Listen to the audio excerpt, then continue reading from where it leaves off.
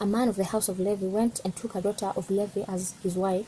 The man conceived and bore a son. When she saw that he was a fine child, she hid him 3 months. When she could no longer hide him, she took a papyrus basket for him and coated it with tar and with pitch. She put the child in it and laid it in the reeds by the river's bank. His sister stood far off to see what would be done to him. Pharaoh's daughter came down to bathe at the river. Her maidens walked along by the riverside. She saw the basket among the reeds and sent her servant to get it. She opened it and saw the child, and behold, the baby cried.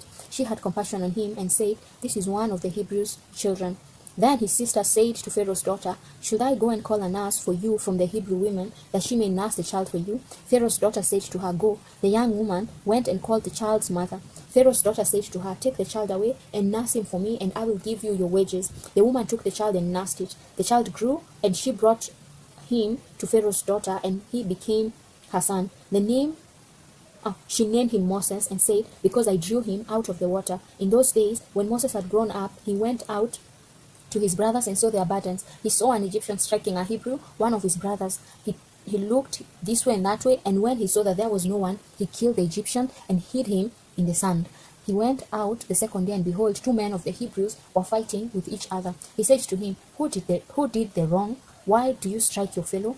He said, "Who made you prince and a judge over us? Do you plan to kill me as you killed the Egyptian?" Moses was afraid and said, "Surely this thing is known." Now when Pharaoh heard this thing, he sought to kill Moses. But Moses fled from the face of Pharaoh and lived in the land of Midian, and he sat down by a well. Now the priest of Midian had 7 daughters. They came and drew water and filled the troughs to water their father's flock. The shepherds came and drove them away, but Moses stood up and helped them and watered their flock. When they came to Reuel, their father, he said, "How is it that you have returned so early today?" They said, "An Egyptian delivered us out of the hand of the shepherds, and moreover, he drew water for us and watered the flock." He said to his daughters, "Where is he? Why is it that you have left the man? Call him, that he may eat bread."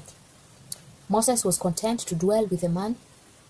He gave Moses Zipporah, his daughter. She bore a son, and he named him Gershom.